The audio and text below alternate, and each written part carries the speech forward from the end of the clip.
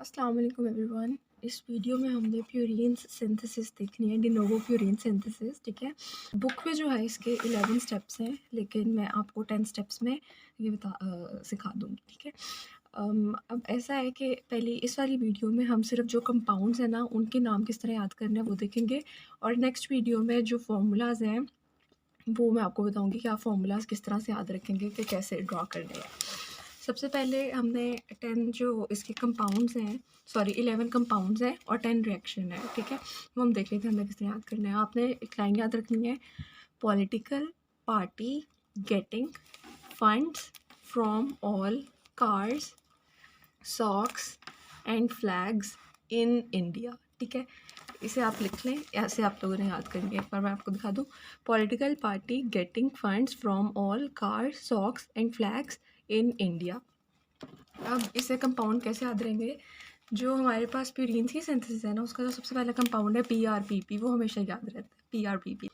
Political के P से हमें क्या समझ आता है कि हमने लिखना है फॉस्फो राइबोसाइल पायरोफॉस्फेट।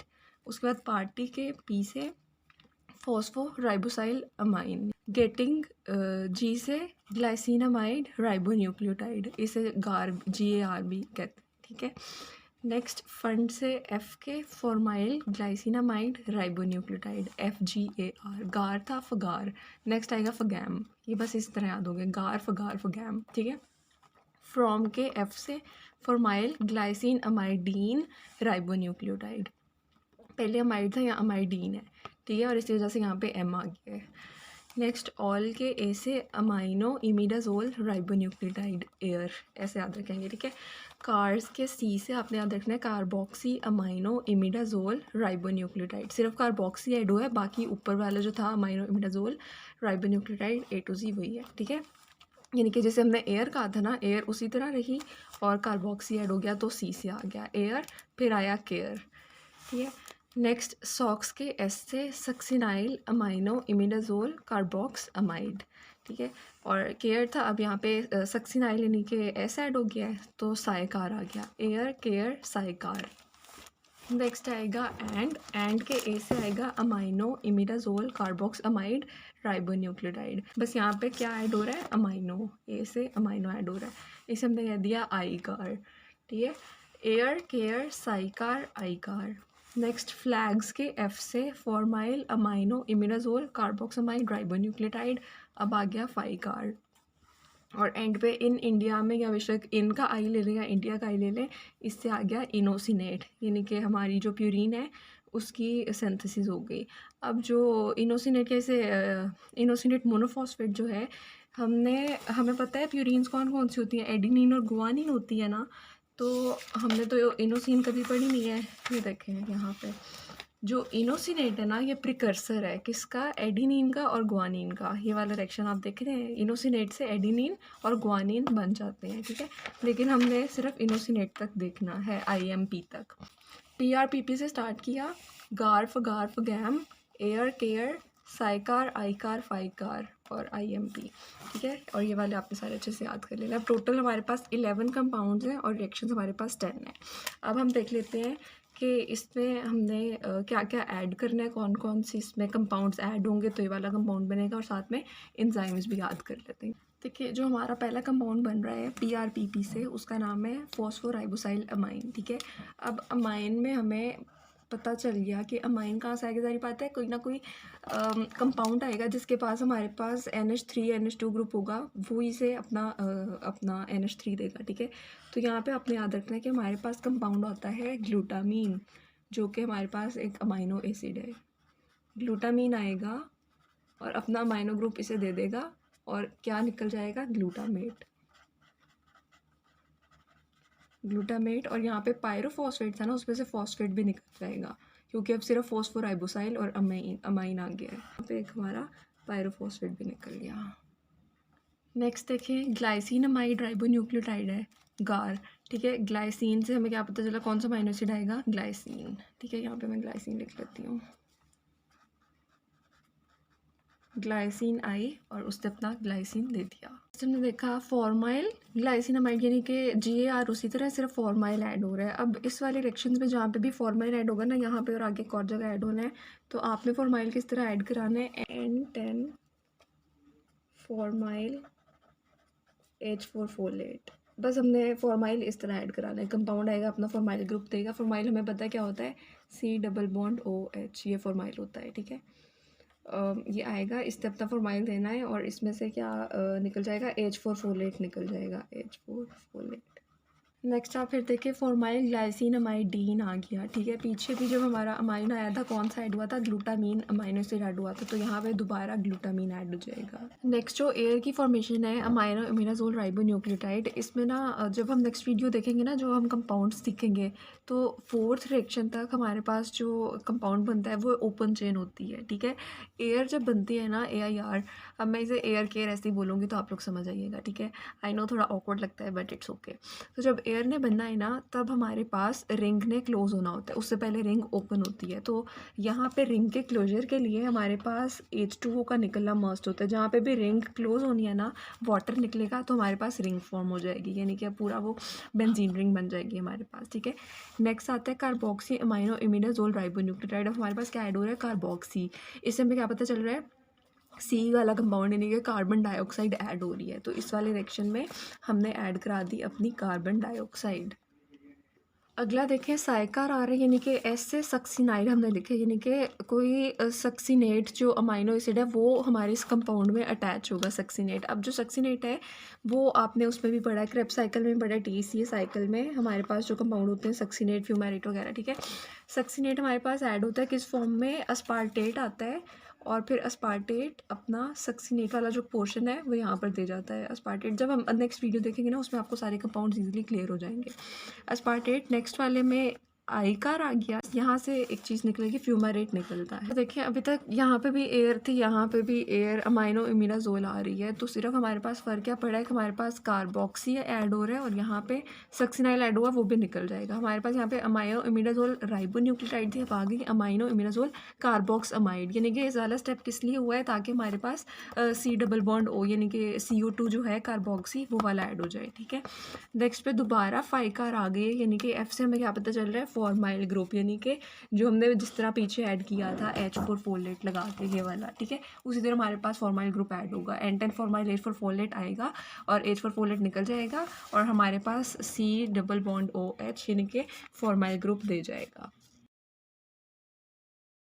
पहले 4th फ्रैक्शन तक हमारी रिंग ओपन थी, हमने उसे क्लोज करने के लिए वाटर लगाया था, और जो बस लास्ट फ्रैक्शन है ना, जहाँ पे इनोसिनेट बननी है, जो हमारा मेन कंपाउंड है, जब इसने बनना है तब भी यहाँ पे वाटर रिमूवल होगा और कंप्लीट हमारे पास रिंग बन जाएगी। करने के बाद ना आपने यहाँ पे शॉर्ट फॉर्म में लिख लें कि रिएक्शन नंबर 5, जो वाले रिएक्शंस मैं करा रही हूँ उसमें बुक वाला नहीं, ठीक है, क्योंकि बुक पे 11 रिएक्शंस थे, मैंने उसे शॉर्ट कर दिया है। जो हमारा रिएक्शन नंबर 5 और रिएक्शन नंबर 10 है ना, उसमें हमारे पास वाटर निकलेगा, यानी कि रिंग क्लोज होगी। और उसका जो ATP है ना, वो हमने देखना है कि ATP हमारे पास रिएक्शन नंबर 2, 4, 5, 6 और 7 इन वाले रिएक्शंस में हमारी ATP ऐड होगी।